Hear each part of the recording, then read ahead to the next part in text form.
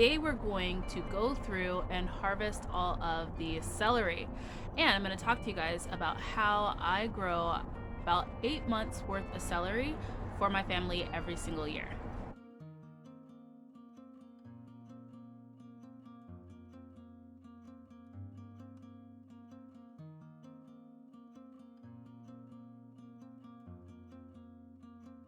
All right, guys, so before we start going celery hunting, I want to just say a big thank you to everybody that joined our seed swap and everybody that helped us create extra seed packages for families in need.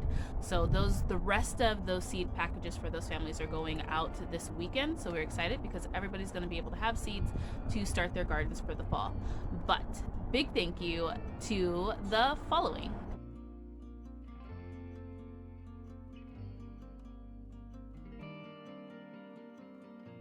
So I will have details for the next seed swap coming up here probably in the next 2 weeks, because we have a wedding this weekend, so we're going to be a little bit busy for one of our friends.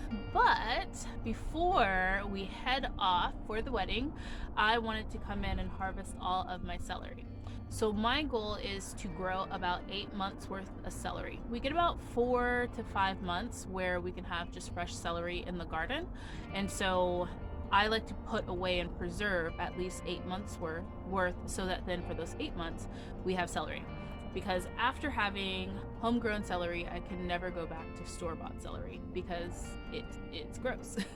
Now, before the spring really hits and the cabbage loopers come in and just decimate all of the celery, I want to pick as much as possible when it's in its prime and its peak, in order to preserve it all, so that then when I'm preserving it, I'm preserving the best part of the celery. So that is what we're going to do today, because right now it is green and it is lush, and I am planning to use every single part of the celery. So let's look at how I've been growing the celery so you guys can see the different options that you have, and then I will go through and pick it all.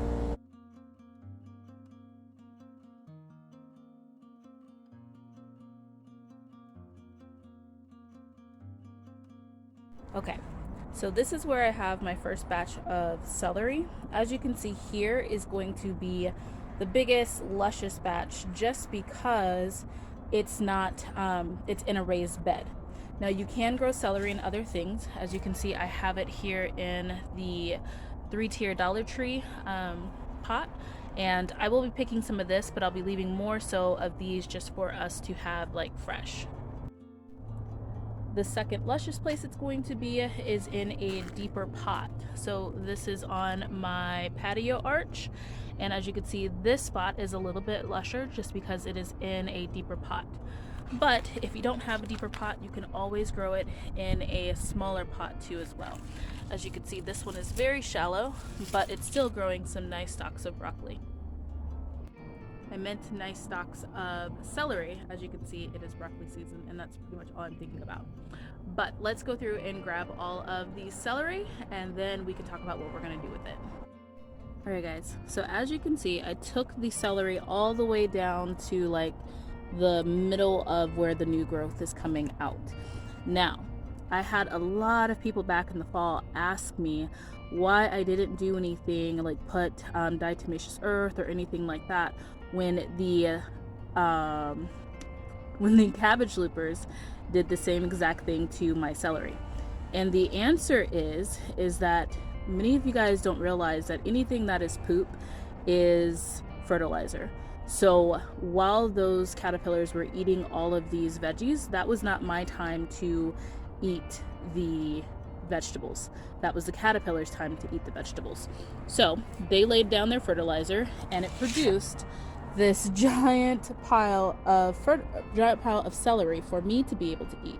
So now when it's my time to eat the celery, I have bug-free, beautiful celery stalks without any types of issues. Now I'm going to leave these because I'll probably get one more round, which I'll cut back, and then I'll leave it again, and then that will then turn into the caterpillars' time to eat, and they will leave fertilizer down for the squash. All right, guys, so the hardest part about growing an organic garden is literally trusting the process. This is something that you can get. This is just one of the spots that I am pulling my celery from. I'm probably going to have at least another bucket to 2 buckets full that I'm going to be able to save all my celery from. Now, it is a process of you being able to eat and the life around you being able to eat.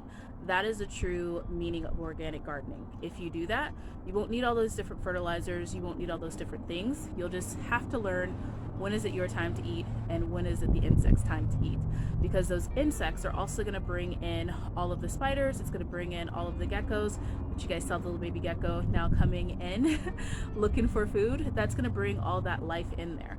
So then that way I'm not going to need a bunch of pesticides, even organic pesticides I won't need in my garden, which I haven't used for we're going on a year and a half now, guys. So I finally trusted the process in the beginning of that year and a half, and now it's led me to being able to grow a bunch of food that we can just come out and eat and not worry about there being anything on there.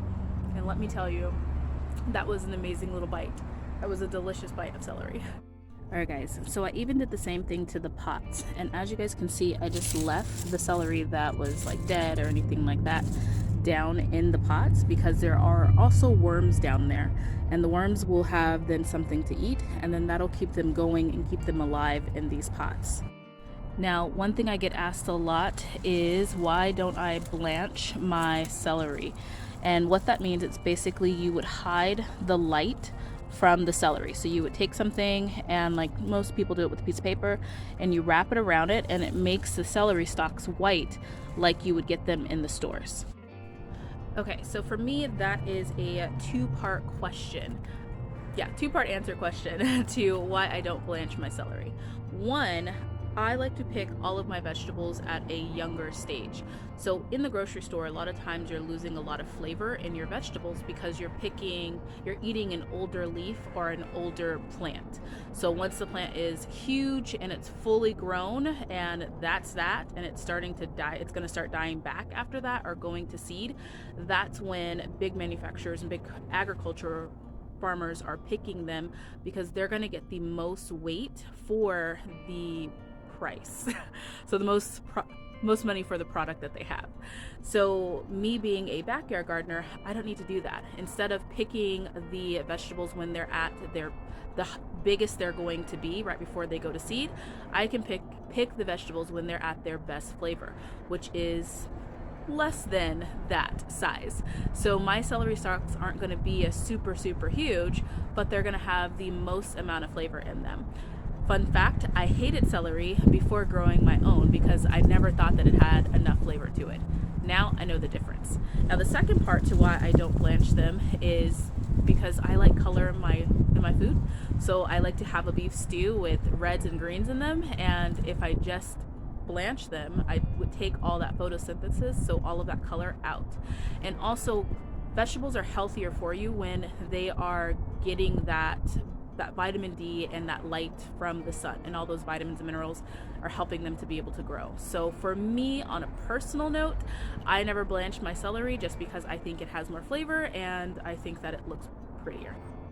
All right guys, look at all that beautiful organically grown bug-free celery. This is the absolute best.